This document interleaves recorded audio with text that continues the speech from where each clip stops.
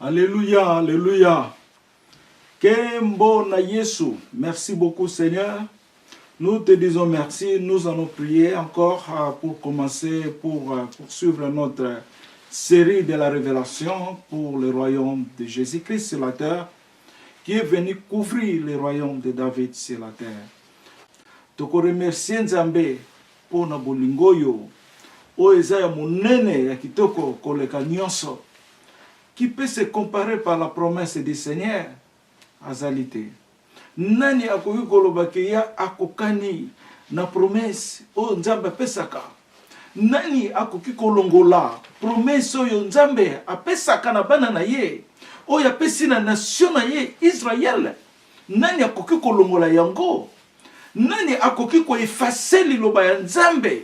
Nani akoki kokanga milinga oyo Nzambe apesi na puissance na ye, na révélation na ye, kobanda na likolo na création azalité.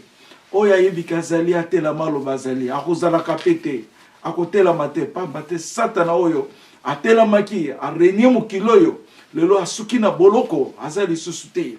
Bandemo na ye oyo batikali, Yesu aye ko ravager bango. Au nom de Jésus-Christ de Nazareth.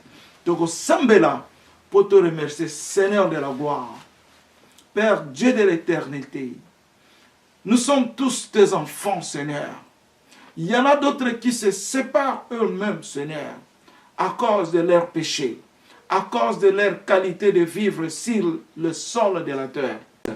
Nous te remercions par la puissance de la croix, l'autorité de la croix, l'autorité sanctifiée par le monde nouveau de Jésus-Christ, qui vient de remplacer le monde d'Adam, le monde qui est cimetière, le monde qui est ténébreux, ébranlé. Oh Seigneur de la paix, ton retour est merveilleux, Seigneur. Ton retour est notre sanctification.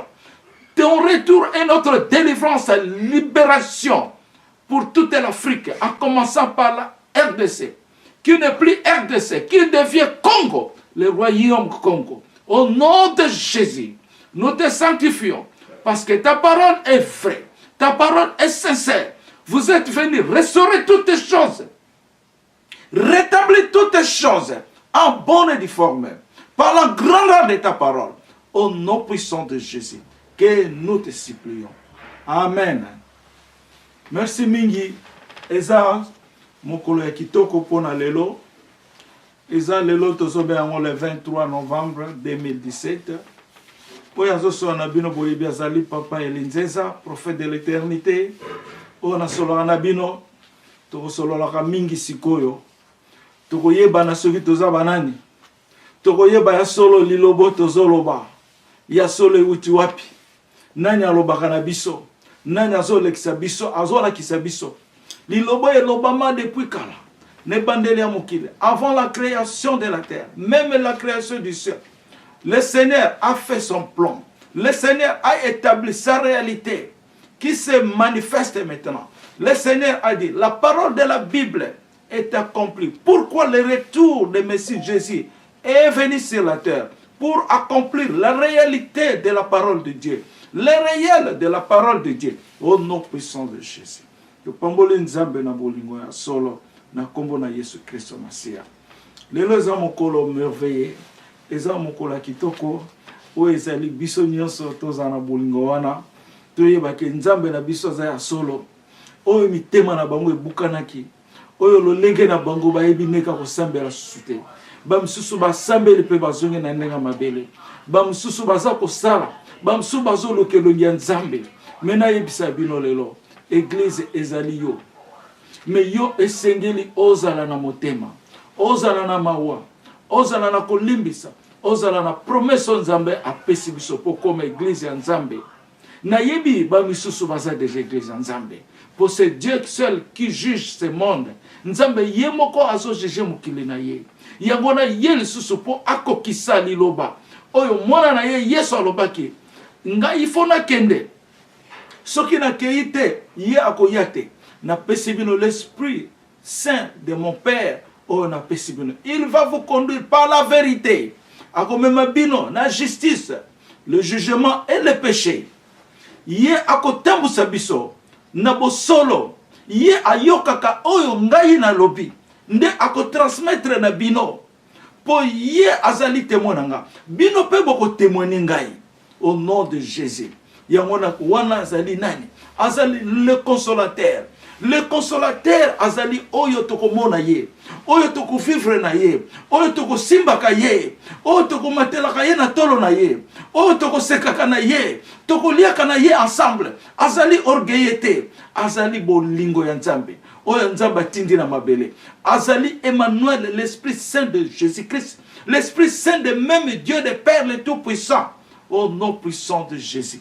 Topamboli susu Nzambe na bolingo ya kitoko oyo. Pour te pesa sujet na biso. Sujet na biso toye nango ezali ba sujet mibale. Mais sujet ya liboso ezali sujet oyo tozoloba la naissance de Jésus-Christ de Nazareth.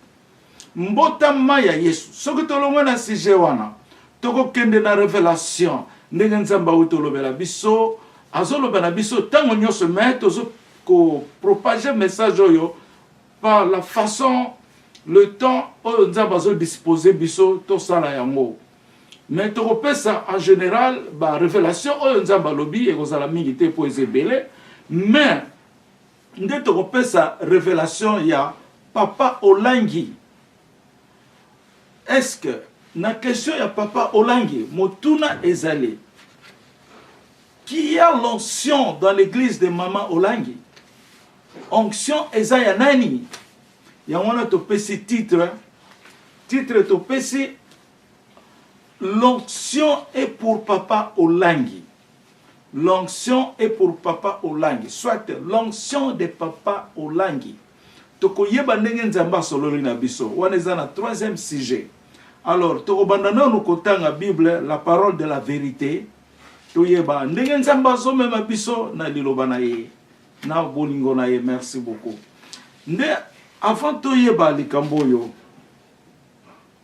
Est-ce qu'il y a solo na mukilio toza les 4 points? Est-ce qu'il y a solo botuna ka question? Toto tuna ka question. Nzambo ngana sambelaka. Est-ce que yoka ngai? Nzambo yozo laksanga. Obodi singa bana. Est-ce que y a solo ezali nzambo asali likolo na mabele? Est-ce que nzambe ya solo nazali na nzela ya malamu pona kosambela yo? To nzambe tango na ngana ne kokite. Mais tant on a eu ce coca, depuis la bota qui y a dans maman, pour nous embêter, ça qui yo. Tant qu'on colle, bazo laisse à eux miliki, bazo la tsa yo pampers soit couche. Mais na l'air wana o miyeba kite yo zanane, mais nzamba ayeba ki yo. Tant qu'on zala ki dans le bomo ya mama, nzamba zo solo wana yo, yeba ki ye bien. Ba angelo bazo salam sala ba mo pa ina yo, au nom de Jésus. Mais si ko yo lelo au commis mutu ya solo. Tant ozo passer jeunesse na yo, ozo sala n'importe quoi. To ozo vivre na famille eza éduquée, famille religieuse, o eza famille chrétienne ya solo. O koli na bolingo, o koli na bo solo na liloba, na yebisa yo. Ezali ko dépendre na Nzambe. Ba misusu pe ba koli na désordre, ba koli na salité, ba koli na ba péché. Ezali ko dépendre na Nzambe. Eza ko dépendre na pele ya Nzambe. Les rois la to yebina no Nzambe malam te tango tozo kola, tozana ba maman, to ba papa, tozo vivre la vie quotidienne. Bana mike à l'âge de 12 ans, 3 ans, 6 ans, tozo vivre, tozo sakana. Mais Nzambe wana abateli yo. Abateli bomoye na yo. Mais yo yebiyete. Ozala malam, ozala mabe. Mais abatelaki bolingo na yo. Abatelaki bomoyi na yo. Po asalaki yo avant yo yeba ye. Mais tant yo ye ko yeba Nzambe, okosala nini? Il faut tikala na nzela wana ya Nzambe. O Nzambo ya bengeli yo. Ezana mutu moko te na mukilo yo akolobake ye na nzela ya Nzambe te. Aye na ndenge na ye asala na ndenge na ye. Mutu nde azako koma rebelle na Nzambe. Mais Nzamba sali mutu azala pembeni na ye. Na yena pesa bina vana banda kutanga verset ya Bible yo. Nzamba aloba na ngelo moko na loba mo l'air nyonso na royaume na ba prière na biso. Nzamba aloba na ngelo moko asali mutu na volonté na ye te, mais na forme na ye. asali moto na volonté na yete volonté sala ke loko moko te tango nzambe azo créer homme asali moto na forme na ye donc moto azwaki forme ya nzambe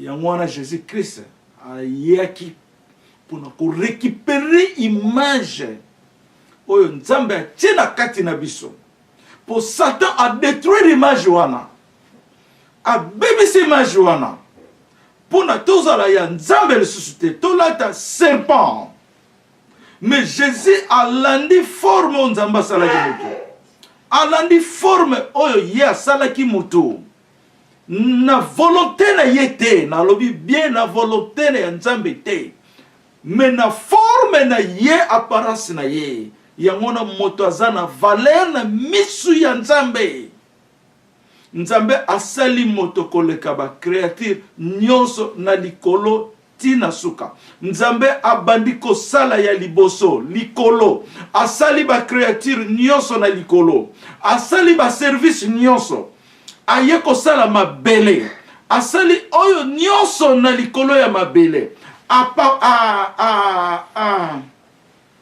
asali ba mai na ordre mabele na ba mai sangani na ordre asali lumière asali ténèbres asali yango en bonne de forme aye kosukisa na mutu na Genèse 1:26 alobi na sali yo orenye na mabele eloko nyonso eza na mabele ezala ya yo pona nini parce que asali ye na forme na ye lelo bandeko na ngai bokomi kobwaka forme ya nzambe na mabele pona satana bokomi kobwaka image ya nzambe Jésus Christ lera ye atiki pouvoir ya nzambe atiki bomona ya nzambe alobi tika na kota na bomoto papa na ngasalaki na forme na ye Jésus Christ alati bomoto a souffrir banyokoliye bakangi ye pe babomi ye mais Jésus Christ na koya na ye na mawa ya nzambe aye kokokisa révélation ya nzambe po mutu azonga na forme oyo nzambe asalaki na forme na ye au nom de Jésus mutu wana lelo azongi na forme pona Yesu Christo pona kosekwa résurrection ya Jésus par la puissance de la croix Yesu nzambe akomisi ye nzete ya mubesu oyo etondi makila ya nzambe biso tozalaki banzete ya kokauka au nom de Jésus tozalaki banzete ya kokauka ye aye nzete ya mubesu le père a connecté ye akangi ya beti ye basete makila ya nzambe ekoti na nzete ya kokauka nzete ya kokauka ezwi position ya sanctification ya makila ya nzambe po nzambe azo récupérer forme na ye nzambe azo récupérer image na ye nzambe alobi Satan akoki kokoka image wana te au nom de Jésus akokoka kosalela yango te nayebisa bino moto nyonso azokende na Satan atombaka toujours na échec okotombe toujours okorégner avant ta mort tu vas tomber à l'échec pona nini forme ezalaki ya Satana te Satana lati yo a récupérer forme oyo nzambe atiaki na kati na yo pona yo salela ye yango na okokwea Jésus Christ a résurrecté na forme ya le Père a résurrecté biso mpe tozwi forme wana ya nzambe na likolo au nom de Jésus au nom de Jésus tango asekwi apesi biso nzoto ya likolo apesi biso forme ya nzambe ya solo au nom de Jésus yango na victoire ya Yesu azongi na mokili pona koya ko restaurer forme par la position la pierre angulaire na likolo ya ngoma la pierre qui a cassé la force de Babylone la statue de Babylone libanga wana oyo bukaki Babylone c'est la même pierre oyo David akwesaki Goliath c'est la pierre qu'on appelle Israël au nom de Jésus oyo eza na loboko ya Nzambe Au nom de Jésus, o ezali na likolo ya Sion. Au nom de Jésus. Ndezali victoire na biso pona kozonga ya Yesu na mabele oyo. Louez le Seigneur de toute ta personnalité au nom de Jésus. Na lingito tanga ba verset oyo ya Bible apotre ya batozo kende wap. Donc nazo tanga 1 Corinthiens verset 7 na tina 16. Bola na kombo na Yesu. Nous prêchons la sagesse de Dieu mystérieuse et cachée que Dieu, avant les siècles, avait destinée pour notre gloire. Sagesse qu'aucun des chefs de ces siècles n'a connue, car s'il l'eût connue, il n'aurait pas crucifié le Seigneur de gloire. Soki bayeba ki sagesse oyo, balinga ki baboma Yesu te. Alléluia. Mais comme il est écrit, ce sont des choses que l'œil n'a point vues, que l'oreille n'a point entendues, et qui ne sont point montées au cœur de l'homme, des choses que Dieu a préparées pour ceux qui l'aiment. Eza makambo oyo mutu akoki kofabrike te, mutu akoki kokanisa yango na motema na ye te. Ezali la sagesse de Dieu. Nayebisa bino sikoyo, batu bakanisa ke soko zoteya liloba ya Nzambe, mateya yo zoteya batu, yo ndo zo changer batu. Ata soko zotanga Bible, mais Bible on eza rema, eza pe logo. Lilobo eza na kati ya Bible, et respiraka, parce que ça la parole inspirée. Révélation ezali tangu lilobezo yana ba prophète ya Nzambe. Tangu Nzamba zo sola na ba prophète na ye. Na lero tozobe yango révélation. Ndenge Nzamba alobaki na Miriam. Alobi Moïse aza mwana ya ndako. Na sololaka na ye face à face. C'est ça qu'on appelle la révélation du Seigneur. La révélation c'est le monde de Dieu. Oyo eza invisible, oyo ba msusu bakoki komona te. Bakoki koyeba te. Révélation zali Nzambe na bana na yo ya poni. Na continue. Dieu nous le révèle, Dieu nous les a révélés par l'Esprit, car l'Esprit sonde tout, même les profondeurs de Dieu. Na répété verset oyo. Dieu nous les a révélés par l'Esprit, car l'Esprit sonde tout, même les profondeurs de Dieu. Donc, oyo tozako loboyo, ezo wuta na molimo santo, waza Esprit Saint ya Nzambe, ye asondaka, nyoso, même les profondeurs ya Nzambe, Esprit Saint azwaka yango apesi biso, au nom de Jésus. Lequel des hommes en effet connaît les choses de l'homme, et si ce n'est l'esprit de l'homme qui est en lui, de même personne ne connaît les choses de Dieu, si ce n'est l'esprit de Dieu. Donc, eza lokola neti mutu aza l'esprit na ye. Esprit ya mutu yibi makambo eza na kati ya motema na yo na nzoto na yo. Ndenge zo kanisa, ndenge zo sala, esprit na yo yebi.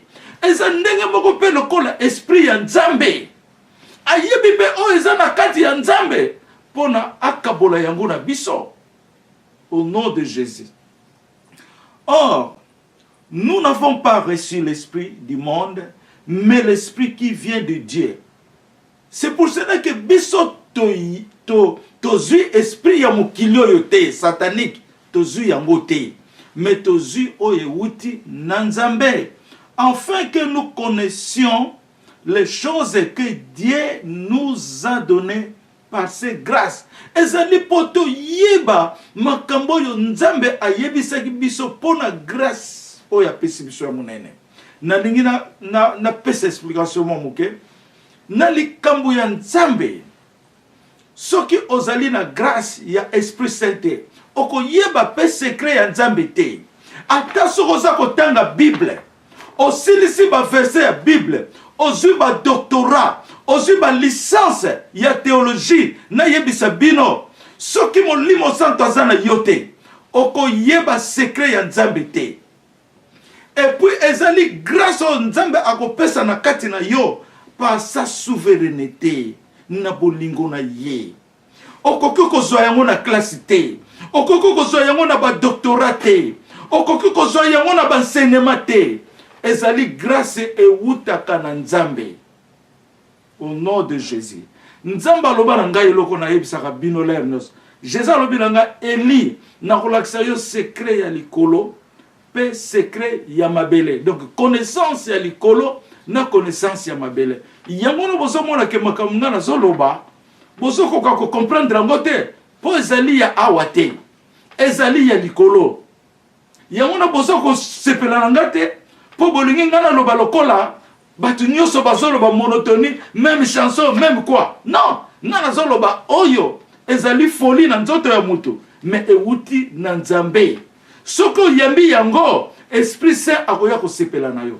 Akoya ko sepelisa yo. Yesu Kristo pe akoya ko telemela yo au nom de Jésus.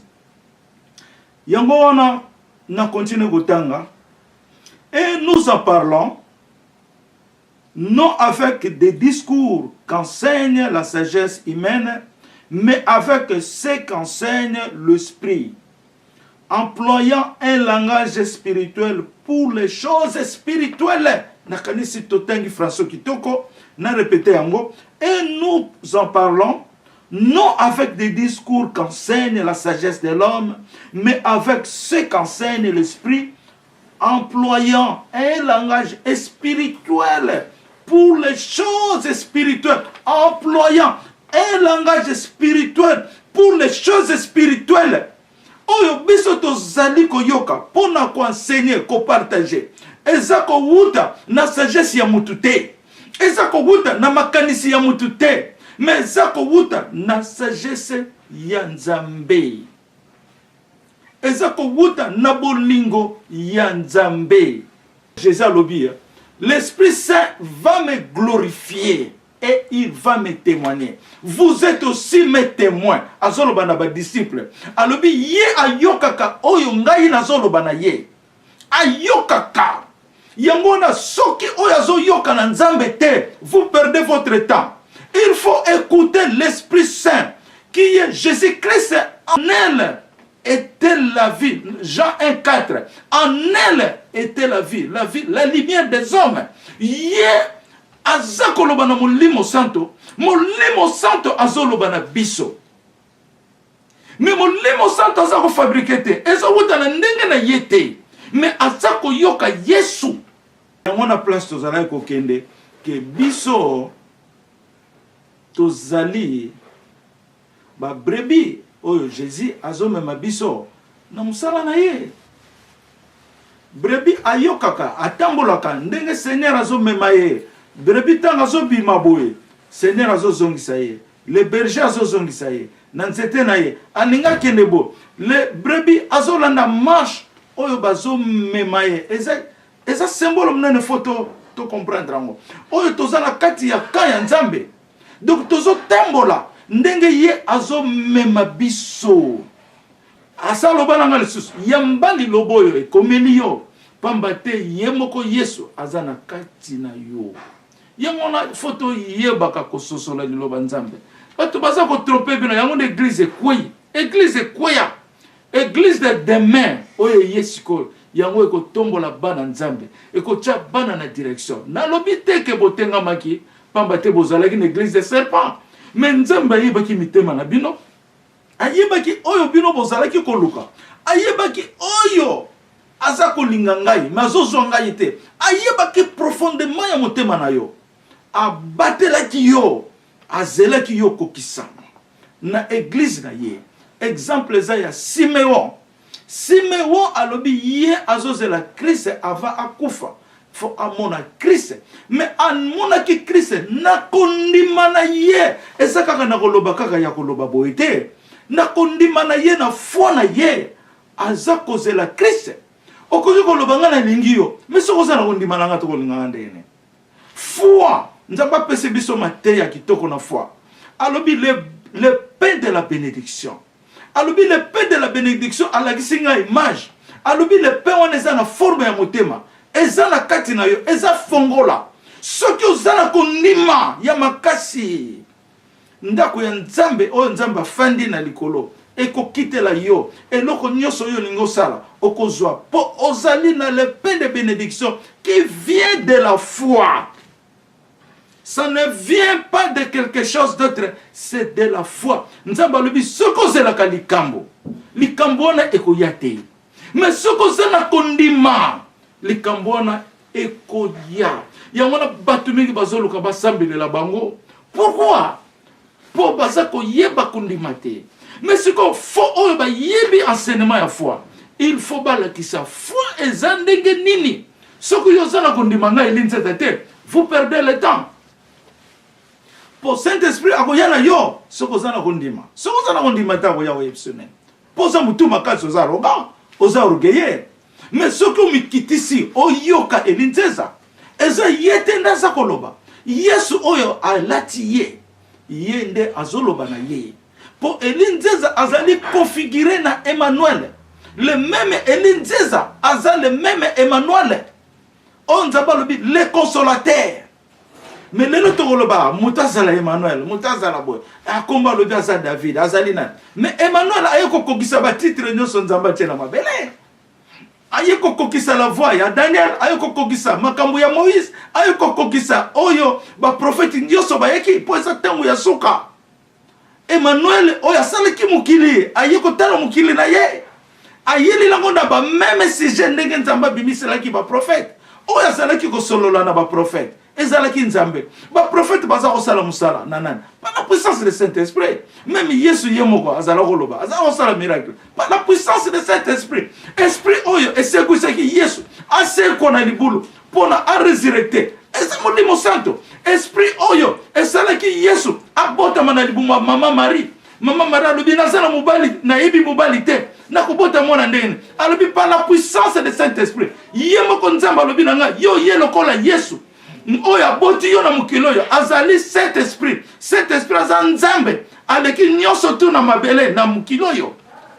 Donc Emmanuel aza principal na biso na kati ya vi na biso. Mais toza koyeba molimo santo te basali nzambe baza kolakisa bato banere na bango, baza kolakisa bato bayebi koloba, bayebi kosala, mais baza kolakisa Saint-Esprit ya Yesu te, baza kotombola kombo ya Yesu te. Yesu na Saint-Esprit baza moko, et pas Saint-Esprit azali Yesu azawana. Même le Père asalaka na Saint-Esprit. Et bandit le Père, le Fils et le Saint-Esprit. Le Saint-Esprit est la lampe de l'éternité. C'est lui qui flamboie le royaume de Dieu. Dans le Kiwana verset lundi, mais l'homme animal ne reçoit pas les choses de l'Esprit de Dieu, car elles sont une folie pour lui, et il ne peut les connaître parce que c'est spirituellement qu'on en juge. Alors bien, muto azali homme animal azanane. Homme animal azali liboso oya yebi Yesu te. Yemi bale oya zan Esprit Saint. Pour Esprit Saint akoyo kende ko vivre na muto aza orgueilleux te. Esprit Saint akoko vivre na muto alobi ke ya yebi makambo ya Nzambe, ayebi ngo na suka yenda salisaka, yenda batisaka, yazana na quoi? Azana na senete. Donc asali bambule belé, ye azali Saint-Esprit azana mutu wana te. Yami bale na ebisabino.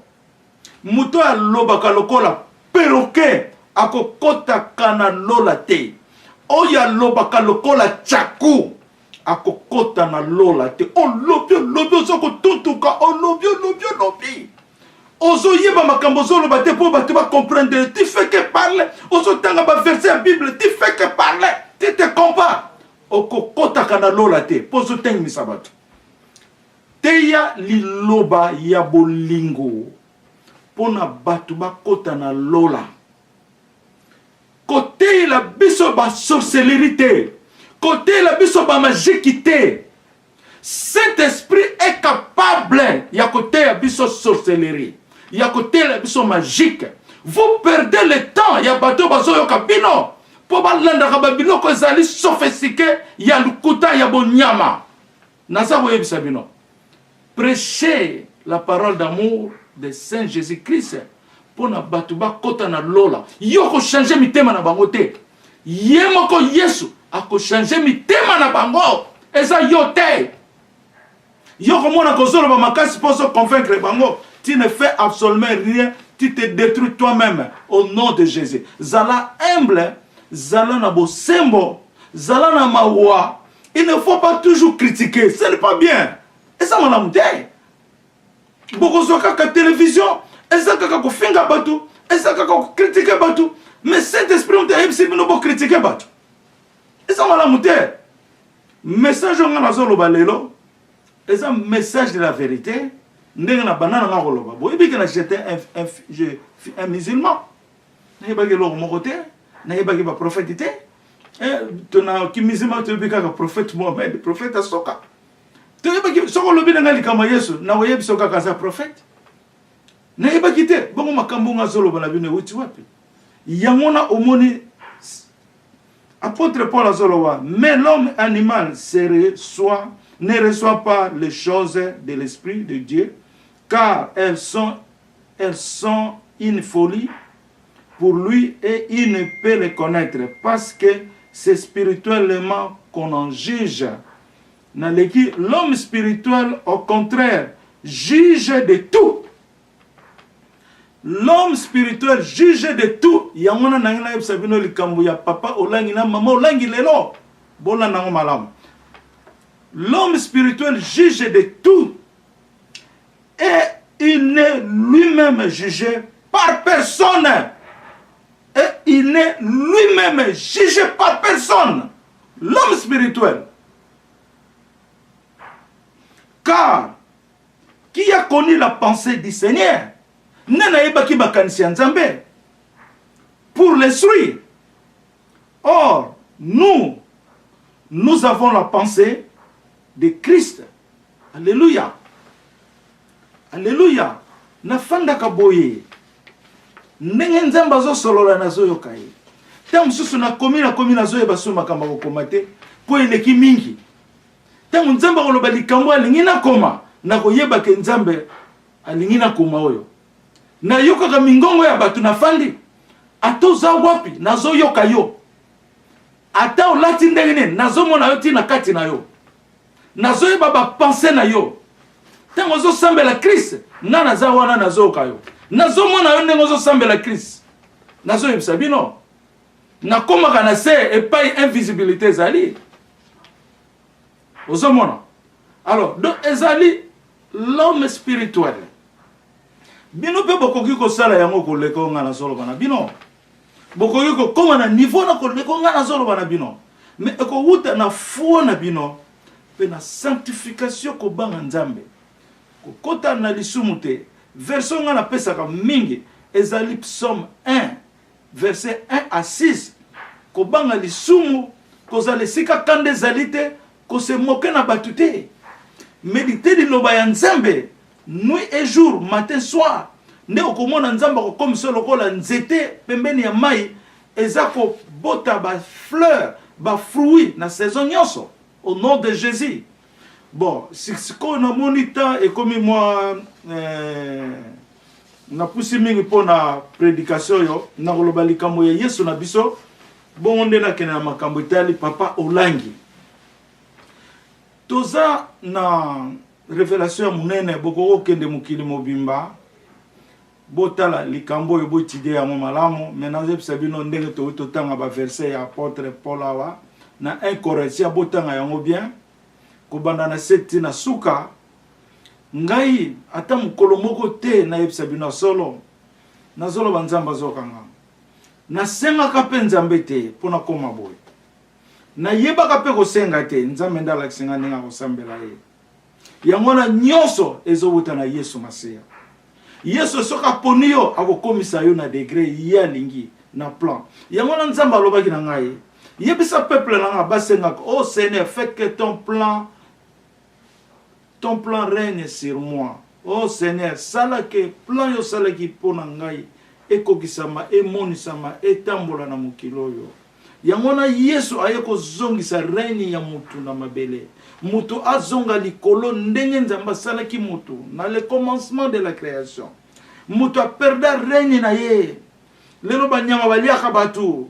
lelo ba divorce makambo ebele bakanda partout pour règne ya mutu kenda pona nini bilanda biyoka bikota bizwazwa au nom de Jésus. Mais Yesu azongi tozana ye par Emmanuel. Alors je suis venu sur Emmanuel de planter une autorité ezali moko na mabele mobimba oyo une seule autorité et ozala likolo ya autorité ba royaume ba pays nyonso ba autorité ya mabele nyonso ezali autorité ya Jida oyo Yesu ayena yango. Bon, tozoloba likambo ya naissance de Jésus-Christ de Nazareth. Que le nom de Jésus-Christ soit glorifié, exalté, étendu partout dans les cieux et sur la terre, dans tout le cœur, sous les eaux, sous la terre, en espace, partout, dans nos cœurs, partout où se trouve l'espace, partout où se trouve la vie. Que le nom de Jésus-Christ soit glorifié. Au nom de Jésus. Nafandaka na yoki nzamba laksenga image. Alobite na mon image, Jésus-Christ est né le 8 janvier. Et ça qui na 2015, de la révélation vers le mois d'octobre, si je ne me trompe pas. Mais na zoka on a 2015. Dans Sengili sous na mon image deux fois. Jésus-Christ est né le 8 janvier. Na komi yango, na publié ki yango, ngai na famille ngai, semble la Canada tuana depuis 2015. Na bana ya royaume oyo bayambi Yesu na royaume oyo tozanango, na nouvelle église de demain. To semble la car. Kutu bazano tozo sala projet. To fete mbotama wana ya Yesu na kende quelque part to sanga na biso na ba membre na biso poto komisa Yesu na biso abotami na yebisa bino Yesu abotami lisusu abotami spirituel nazo mona naissance ya Jésus deux fois trois fois depuis na yambi ministère trois fois nazo mona naissance ya Jésus tango zo mona naissance ya Jésus Emmanuel ayaka liboso pour nous préparer mbota pour nous préparer ko ya Yesu ko tambola ya Yesu eza normal eza li plan ya Nzambe yangona atindi ngai na bassin ya Nzambe pour nous préparer ko ya Yesu. Mais Yesu na yebisa bino po bino bozola la pongi Yesu tozana ye awa par Emmanuel nazoloba malamu par le Saint-Esprit Yesu atozana ye awa ndenge nazoloba na bino Yesu nde azoloba na bino yenda zana kati na ngai yenda zo solola na bino yenda zolobela bino la vérité par la puissance de Saint-Esprit mbotama ya Yesu tozo yango sérieux nazo pesa bino la parole de la bénédiction oyo akosepela mbotama wana ya Yesu le 8 janvier na mbula nyonso oyo akoselebre yango azuma pamboli on a vu na ina na zuite akosala témoignage na zo yebsabina solo pona mbotama ya Yesu catholique nda bomi mokilo ya tieba tuna jour moko ya makanisi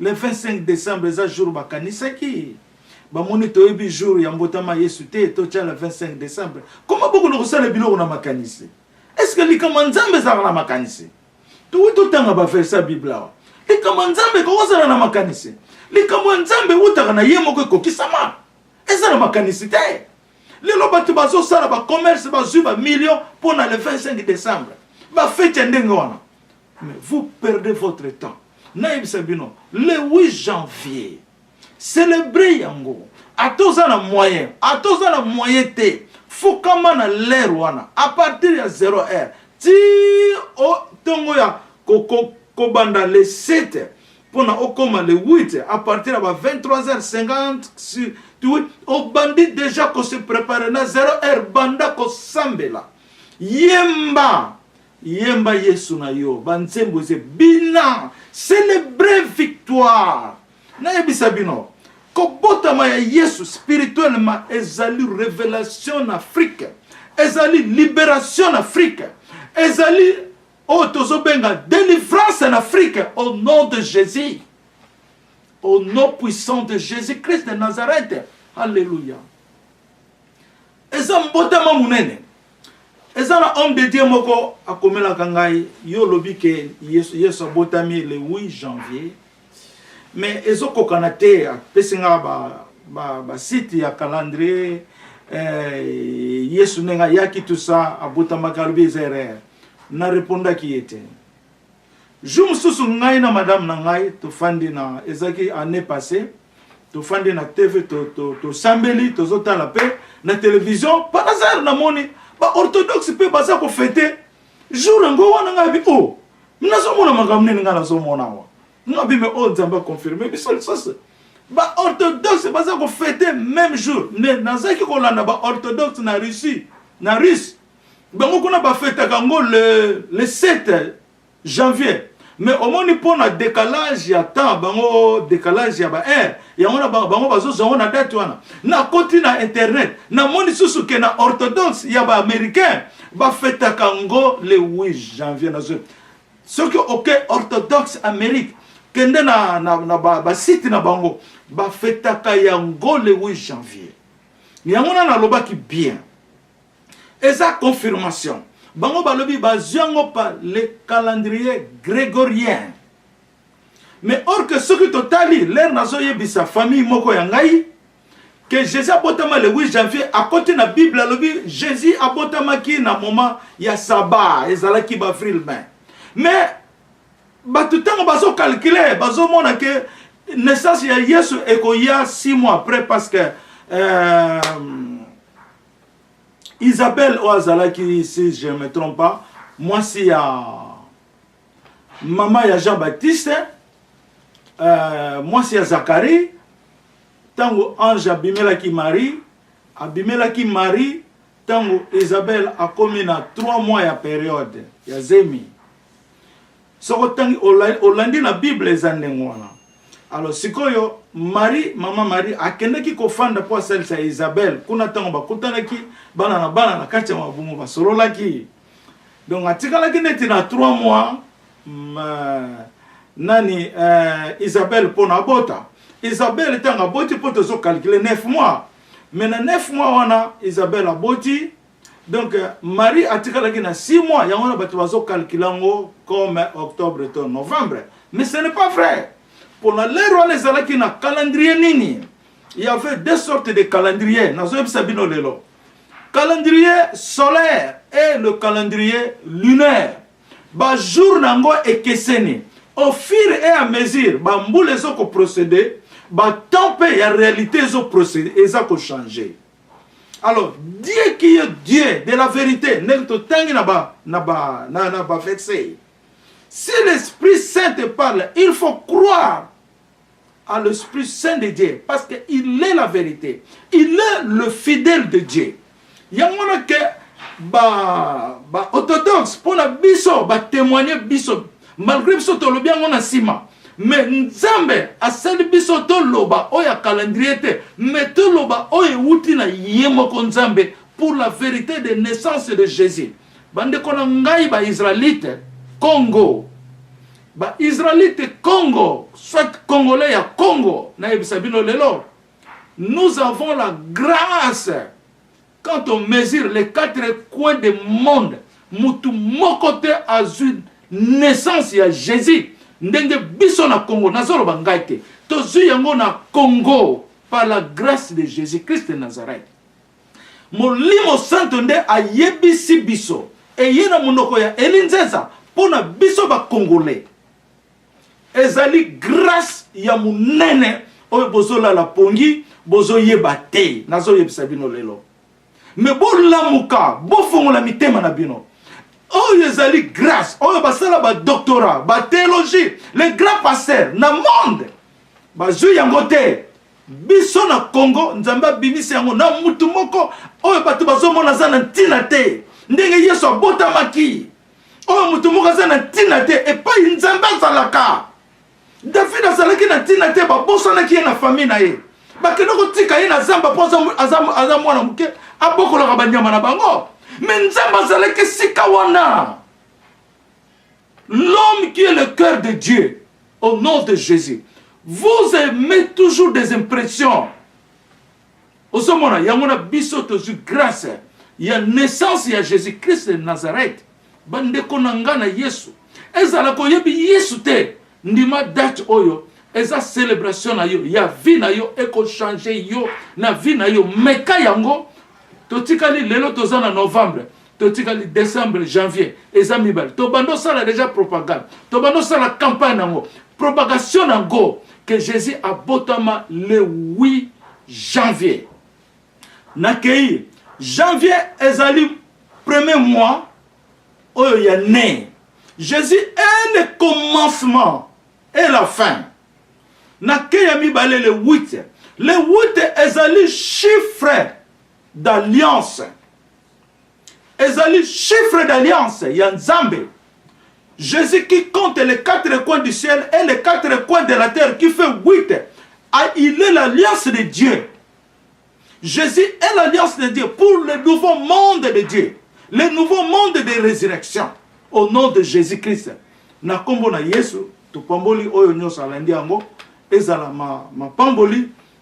To fete yango. To bongisa yango.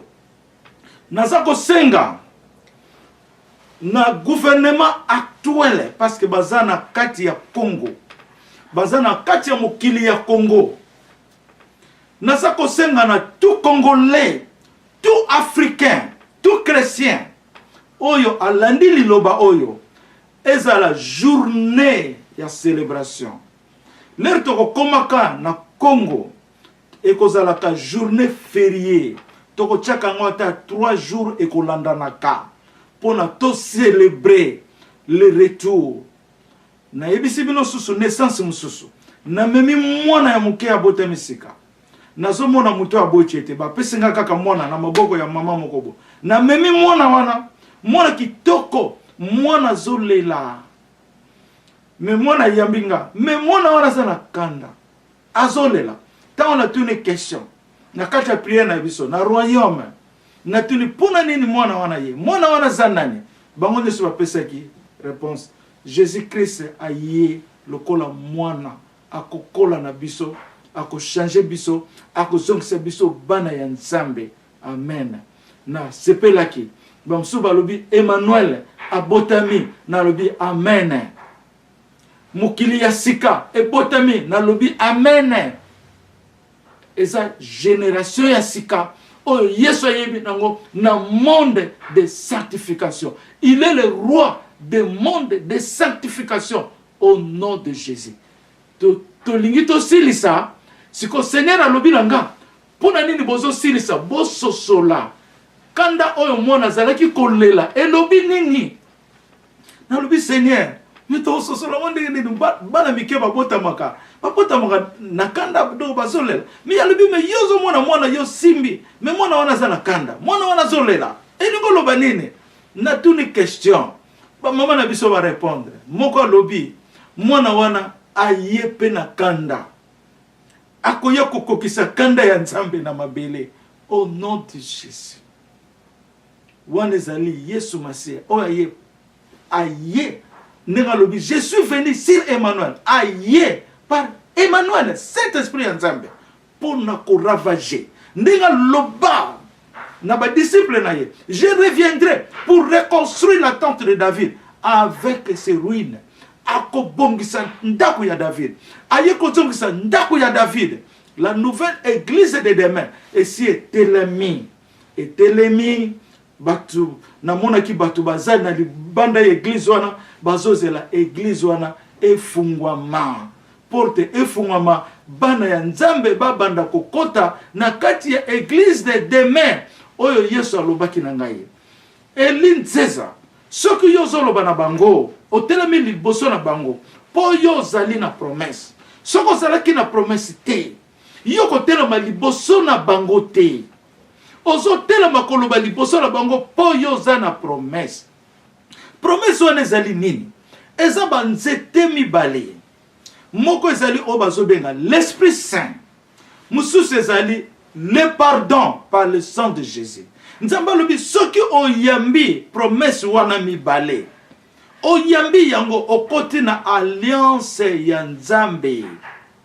Nzamba lobi alliance oyo nga na tiaka na peuple nanga. Na tiaka yango na musapi oyo babengi majeur. Lobi naza kosambela na mama na biso aza na Hollande. Tango na sambeli na ye Nzamba zo lakisa nga asa latisa ye. Bagi ya alliance nazo sentir musapi nange zo pela mwenda ya moto me eza connecté na musapi ya mama wana. Na lobi ozana bagi ya alliance ya Nzambe zo pela ozo yeba te makanisi na yo eza epai nini zonga na Nzambe ozo kanisa nini tala Jésus Christ de Nazareth musapi zo pela ndenge zo pele epai na ndenge nga nazo sentir yango. Na mona Nzambe pour la première fois Nzambe alliance ya pesa na biso na musape ba bengi majeur na mona yango alakisa na mama moko za na Congo ndenga latie bago bazobenga ya Pierre bazobenga amestide eza na makasa nango na likolo alobi mwana mwasi oyo alingaka nga abangaka ngai mingi na tindaka ba angelu na nga basopela ye bénédiction na business na ye po alingaka ngai mingi. Ezalaki 3 pages de révélation. Alors, il y a mon indépendant, il y a un secret. Il y a alliance ya Nzambe. Soko yambi 2 promesses au côté na alliance ya Nzambe. Nzamba lobi 2 promesses wana. Banzete na mibale. En vérité, ezaka nzete moko, alexi nzete wana etelami, ezana ba branche misato qui signifie le Père, le Fils et le Saint-Esprit. Après, ayoko laksanga ndaku. Et c'est tongami, il y a église, et pesi moulayi. Kurwa na suka, na simi ya likolo, na plafond likolo na suka. Mais bato bazoko ya, po bakota na église nanu, et faut moi mite yeso bengo l'église de demain. Yangone église wana ezali direction epai Nzambe afandi. Bino boko soso la église wana azali nani? Église wana azali nani? Bino boko yebi déjà likamu na zolo bawa. Alors sikoyo yangona to yamba Yesu na mbotama na ye tozala toujours na ye. Na 2 promesses wana nde to pesi réponse. Oya yambi 2 promesses. Ezali promesse moko, ezali l'église de demain. Ezali Esprit Saint na pardon o Nzamba pesi biso na Yesu. Nzambe sa loba na ngai. Bolingo na ngai ezali na mabele kuna na Yesu Kristo. Nzamba pesa biso Jésus Christ. Bino bozo bwaka ye na balabala. Bozo benga na ye na makambo na bino bozo sala. Bo ibite ke Nzambe asa pesa biso Yesu. To yamba ye lelo. Ata soko zalaki baptisé yamba ye lisusu. Soko zalaki baptisé te luka to baptisé yo. Mais yamba ye à partir du moment où zoyoka yango. Bon, ndake na révélation ya maman Olangi, église papa Olangi, soit maman Olangi. Nangana lo makambo susu mais tant eza facteur na tenté to ça la vidéo mususu pour na tolo bango vraiment sérieusement tolo ba makambo ya trône de Dieu to solo na makambo mingi ya table Israël ndenge Nzamba zo si table ya Israël na komaki yango na ngaki na parler yango mais to tenté mais tolo bana likambo ezali très important. Alors normalement ndenge to tolo ba l'homme spirituel il parle la vérité ndenge to tangi na Bible wa. L'homme spirituel, au contraire, juge de tout et il n'est lui-même jugé par personne. Yangonande tozolo balikamboyo. Bon, ngai personnellement, naïb sabino, naboningo na ngai, naninga ko salir mutute, naninga pe ko zokisa mutute. Nga bato bazokisa nga, bato bazo salir ngai. Mais nazomona ke bato na baza ko comprendre te. Alors nga na yepo na bango, na yepo na bato babuka na mitema, na yepo na bato bazoloka nzela ya solo. Po Yesu aza na kati na nga, nde ya zoko conduire bango. Eza ngai te. Yesu azo sala musala na ye. Nana zakaka étiquette elamba Yesu alati instrument soit masua so tambola nango mais yemoko Yesu azo salam musala na ye. Faut dire la vérité, faut qu'on ait humilité pour batubaye bake musala nzambe za nzambe. Nzamba tchebiso comme tozala na ye, tozala ba collègue na ye, tozala bana na ye, ba partenaire na ye, tozala ba mi na ye, de façon que musala ya nzambe ekokisama parce que nzamba lobi, le Saint-Esprit accomplisse la mission de Dieu. Alors, tu es en mission ya nzambe ekokisama. Ndenge nzamba lobi nanga, toi Elinzeza, je t'ai envoyé pour accomplir la volonté de Dieu au nom de Jésus. Nazana caractère warate ya kolobaka ba komba bato. Et c'est la lobby en mingi ta on a la naraba vidéo na yo kaka mawandenge basa ko salir ba komba bato Seigneur sa loba na ngai eloko yo que lelo yo zo critiquer mutu mais oyebite que chaque jour bato bayambaka Yesu mutu na sa selisa gena nzambe na ye yo bandi ko critiquer ye ozo finga ye mais ya sa selisa na nzambe na ye mais akopanza mokili mobimba sango te pa loba ke ngana selisa na nzambe po ezali personnel. Eloni to salaka, to sambelaka, to sunganaka. En tout cas, message on a zo pesa. Et un message nzambe a lobina publié ngo na loba ngo publiquement. Parce que nzamba lobi likambo ngo mutu ngo asali ngo public. Il fait l'obama public. Bon, ezali problème il y a ensemble il y a maman Olangi. Alors, ezala ki boye. Tango papa Olangi toyoki ba nouvelle akufi et c'est le qui un mois et le qui un mois.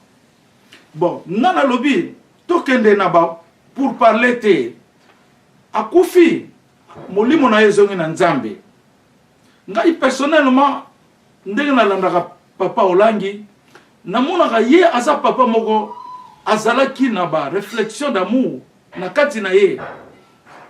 Maman Olangi pena na mona été en vérité témoignage na ye pour na zakana ta Olanda ngote mais na landa une fois vidéo oyo asala ki na Afrique d'ici na Côte d'Ivoire batuna ki e ba question ndenga répondre ki yango j'ai senti que cet homme parle de la vérité atasuki mutakolo bana bere mais il parle vraiment j'ai senti sous mon cœur que mutazolo ba makamba solo. Mais à moins que ça ait une intervention, Nzamba Lobananga Gazolo Basolote, mais Nzamba Lobagina Ngaipete. Mais j'ai senti que cet homme a défendu la thèse Oyoba Tunakie. Mais Yolandara Mosina Yo. Mais onction Ezaya Yoteza Mosu pourquoi. Mais il a défendu le Beza Bamoumi Balé. Si je ne me trompe pas. Nakolukaka vidéo ona. Albi Mosina Zaye Mogote, Yepazana Katia onction. Alors, message Yangoyo. To sambela ki na tina ezala messe, ezala prière, il y a consolation na maman Olangi, na famille na ye, na ba disciple na ye, na ba membre na ye ya séminaire na ye quoi. Soit il y a assemblée na ye pour balobagaiser église te. Alors to sambela ki pona nzambe a consoler famille wana, a consoler le peuple israélite congolais pour te perdre un homme qui était na voya nzambe na bosali ya nzambe ata ndenge to jijanga mukili ndenge to jijanga eza bangote eza boyebote c'est Dieu seul qui connaît ce qui esprit sert à l'obélio ça c'est autre chose ndenge to tanga na maloba ya nzambe awa. Alors tango to bandi ko sambela pona ko senga consolation ezala na famille na maman Olangi nzambe a consoler po ils appellent munene tango so père de mobali il faut te bagana no loko wana so ko père de famille na yo mobali maman papa bana ils appellent passi ozangi ozomona ke ozoya lisusu te. Alors on est to finga to sala n'importe quoi mais faut qu'on consoler ozomona mais biso tellement ba avocat ba leke belé ba président bazali ba roi bazali ba grand homme de Dieu bazali nzamba zolo balanga koloba likamba ba roi te.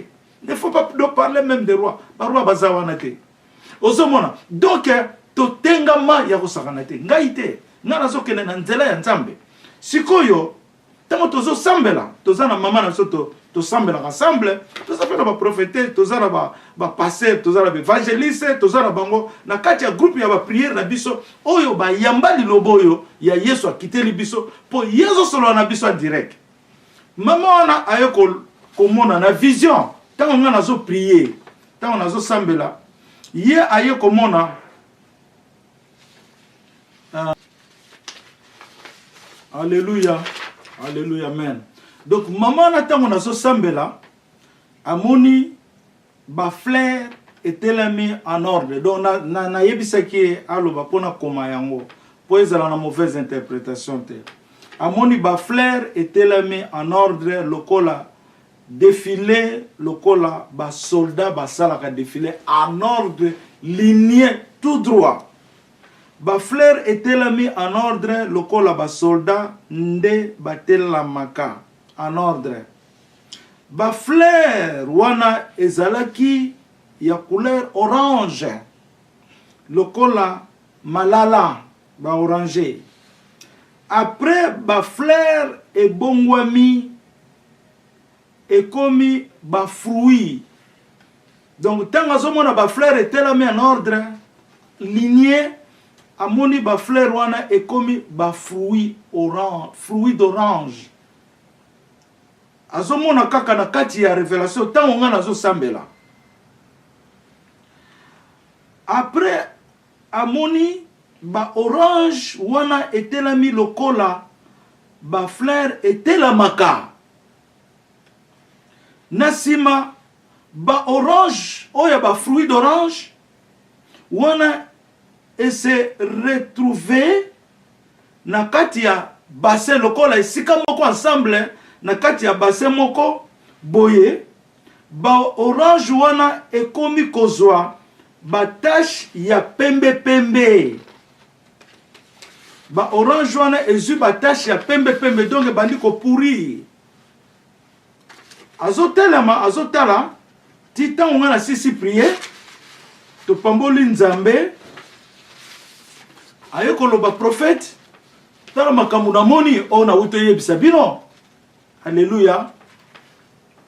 Sikoyo ngana lobi mais pendant que tozo senga nzambe a consolé maman na biso na famille na bandeko mais nzambe alakisi yo biloko ya boye na yoko loba donc papa olangi akena onction parce que onction toyebeza ya maman na ndenge nazolobela. Donc siko nzamba zoloba na yoke papa olangi azongi na mabele. Donc succès o ezalaki na église wana soit na assemblée wana. Donc ils allaient sous-souter ba oranger ba fruit d'orange poli. Donc eloko moko ezali sous-souter donc esili ezongi ekei. Eza lokola mutu azalaki na likamu na ye akufi likamu na ye pe esili likaka ndenge wana ekei. Bon, on a le temps de continuer à prier. Pour Nzambe alakisa biso le susu mingi koleka kwa. Pour te comprendre de l'or nene Nzambe azola biso. Mais ngai moko naebaki bien abaki donc on sait zalaki. On sait ça maman langité zaki mbali na ye. Bon, je ne sais pas qu'est-ce qui s'est passé entre lui et son mari. Donc naebité.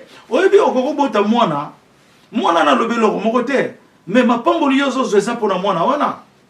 Ozana mwasi to mobali yo ozo sala makambo minene ozo ministre comme minene mais ezo wuta na yote ezo wuta na mutaza pembeni na yo mais mutu na pa yebite nzambe kaka muta yebi yango l'air tozo sambela eseli nango eyekoleka eyekoleka quelques jours soit ba semaine na yoki siko nzambe abandolo banangai. Nzamba lobi bato mingi bakanisaka ete mama olangi azana onction mais azana onction te. Na yoki na komi moi j'écris un prophète écrit na yoki lisusu moi si moko aza jeune fille wana azoloba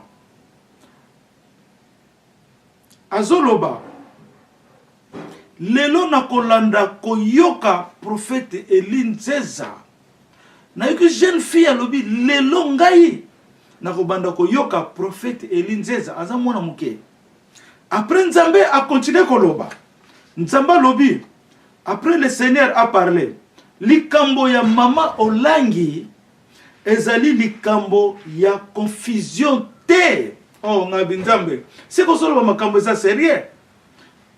Alobi likambo ya mama Olangi ezali likambo ya confusion te. Alobi sikoyo Nzambe alobi tango alobi likambo ya mama Olangi eza likambo ya confusion te.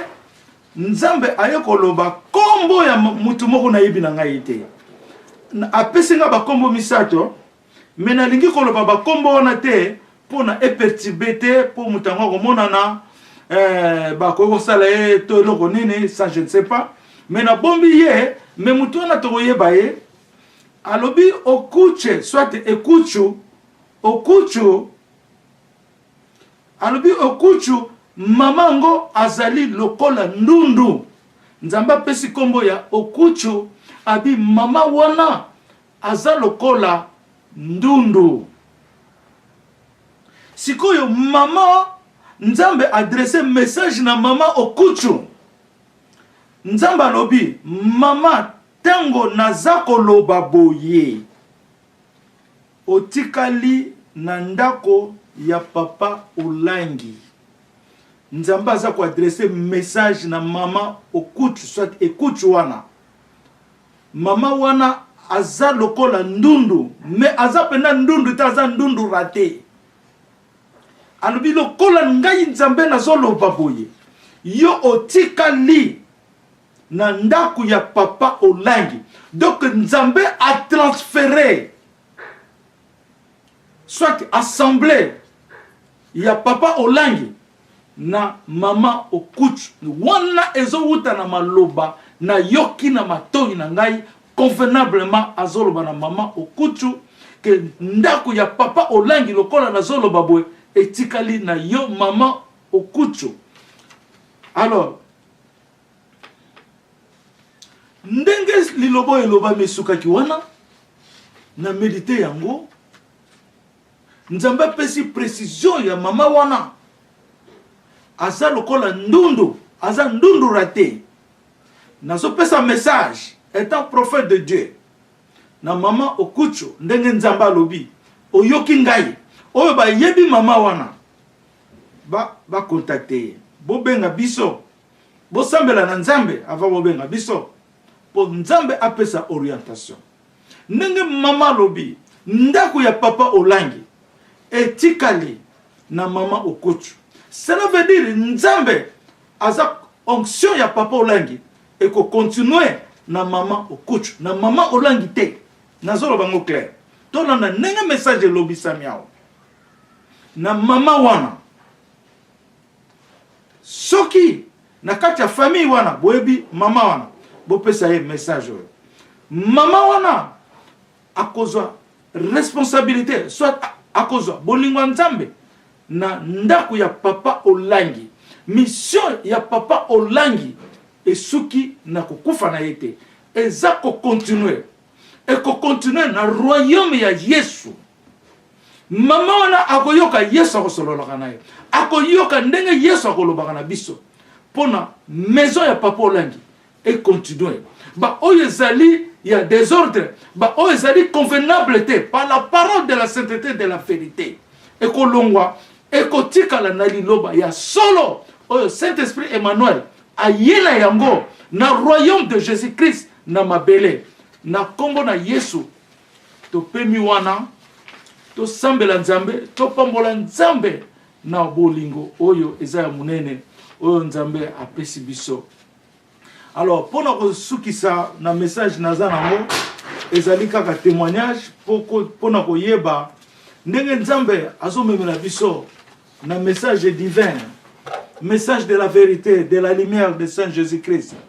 Na bolingo eza ya Nzambe o Nzambe akutisi ngai na bino ezali yemoko Jésus-Christ de Nazareth akokisa liloba na ye avant mukile salema ayebi bato nene ya kotambola na bango avant monde oyo esalema na kombo na Yesu nazana message na ndenge na lobawa ezalaki mardi le 24 octobre nzamba zoloba na ngai awa nzamba zoloba boye ebandaki le 17 octobre nzamba zoloba ndenge liloba ya nzambe ezali lokola ezali ndenge mongongo na ngai elinzeza elobaka na continue nzambe alobaka ndenge ngai elinzeza na lobaka na continue mongongo ya nzambe ezali mongongo ya Eli elinzeza zoloba na bino na continue liloba nyonso ezali kobima na monoko na yo ezali ya nzambe wana nzambe alobi liloba nyonso eza kobima na monoko na yo elinzeza ezali ya nzambe au nom de Jésus yo ozali liloba ya nzambe yo o elinzeza ozali liloba ya nzambe nzambe alobi yo ozali poussière ya nzambe ozali poussière ya nzambe. Le Seigneur dit, écrit, dit encore, yo ozali mwana ya nzambe. Nde yango wana bande kolanga na Yesu o ezali témoignage naza kopesa, oza kopesa poza ngai te nazoloba, mais ali papa na ngai Yesu o ya tininga na mukilo yo aza papa na ngai. Yende aza koloba, Yesu oloba eloko nyonso o eza ya papa na ngai eza ya ngai Yesu. Aza papa na ngai. Yende abimisinga na mukilo. Na botama na Saint-Esprit. Na ya lokola Yesu aya bo vérifier bo komona yango. Na kombo na Yesu tolobi amen.